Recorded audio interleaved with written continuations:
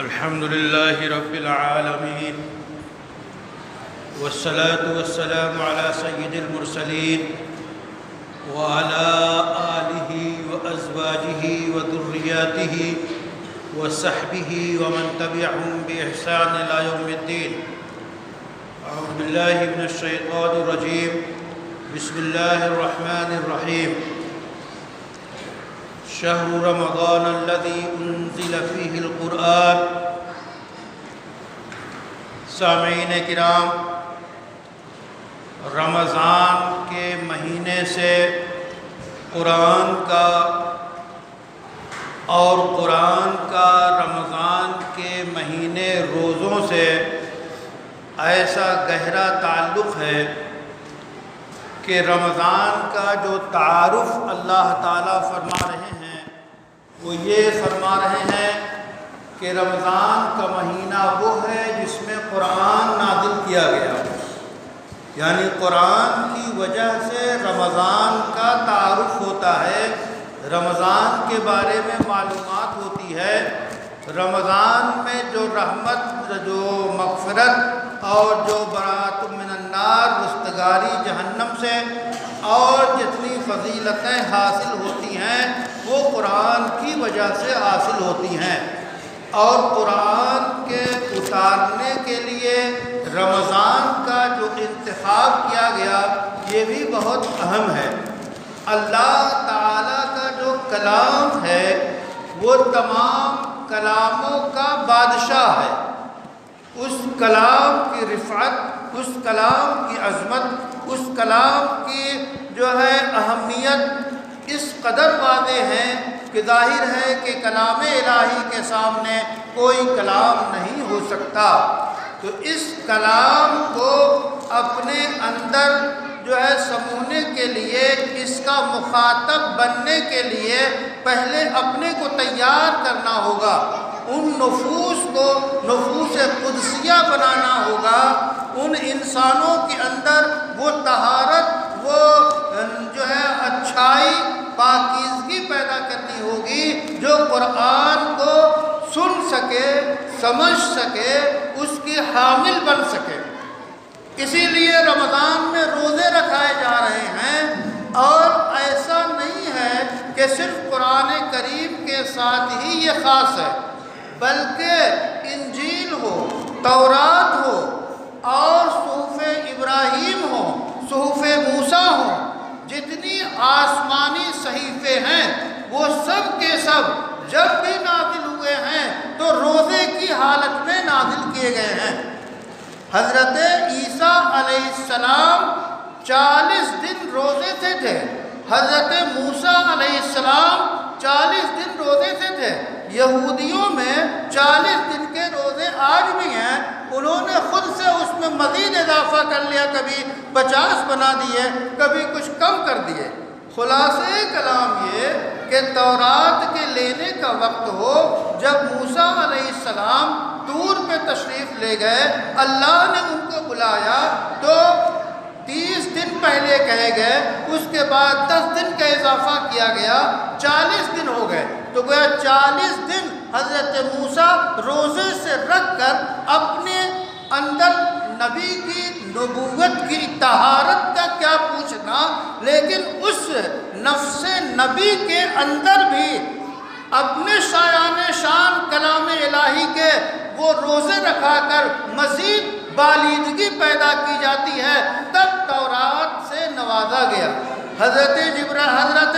عیسیٰ علیہ السلام کو انجیل دی گئی تو 40 دن روزے رکھوائے گئے۔ جب نفس عیسوی تیار ہو گیا انجیل کو اخذ کرنے کے لیے، تب انجیل اتاری گئی۔ اسی طرح محمد عربی صلی اللہ علیہ وسلم نبوت ملنے سے پہلے آپ کے اندر ایک خاص قسم کی توجہ اور ایک طرح کی حیرانی اور اللہ کی طرف جو ہے متوجہ ہونا، فکر مند ہونا، یہ چیزیں آپ کے اندر پائی گئی، اور آپ غار حرا میں جا کے جو ہے کئی دن وہاں جا کے اپنے طور پہ اللہ کی طرف متوجہ ہوتے۔ اس وقت عبادت کا کوئی طریقہ متعین نہیں تھا،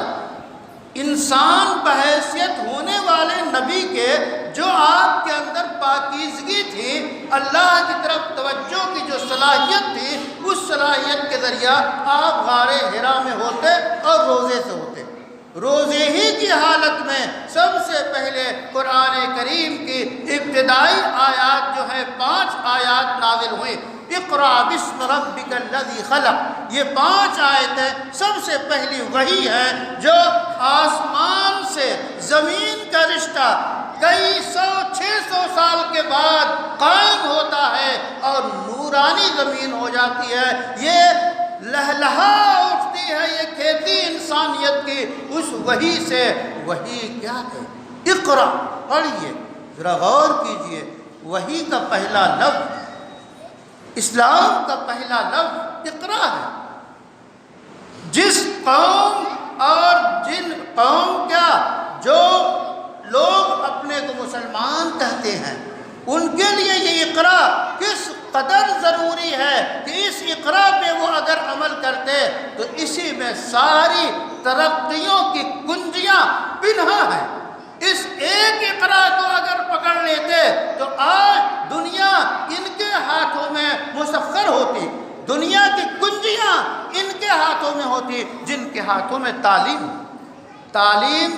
ظاہری ہے، ظاہر دنیاوی تعلیمات جسے آپ کہتے ہیں، جبکہ وہ مطلوب ہے۔ اگر آپ کے پاس دنیاوی تعلیم نہ ہوتی تو یہ عالیشان مسجد کیسے بناتے، اس سے فائدہ کیسے اٹھاتے آپ؟ تو بہرحال جن لوگوں نے تعلیم کے جتنے حصے کو لیا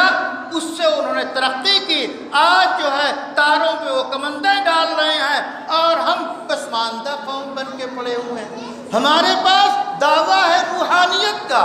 کہ ہمارے پاس روح ہے، ہم کلمہ لا الہ الا اللہ پڑھتے ہیں، یقیناً یہ کامیاب کرنے والا کلمہ ہے۔ اگر اس دنیا میں کچھ نہیں ملا، آپ کلمے پہ مرے تو یقیناً جنت میں جائیں گے۔ تو جنت کی کامیابی تو کلمے پہ ہے، لیکن اس کلمے کے سارے مطالبات کو، سارے پیغامات کو اگر آپ پورا کریں گے تو اس دنیا میں پورا کریں گے، اور وہ کیسے ہوگا جبکہ سارے علوم میں آپ کو مہارت ہوگی،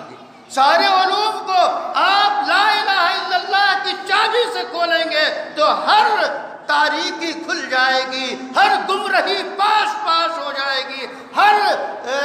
عناد اور ہر نفرت جو ہے وہ محبت اور امن میں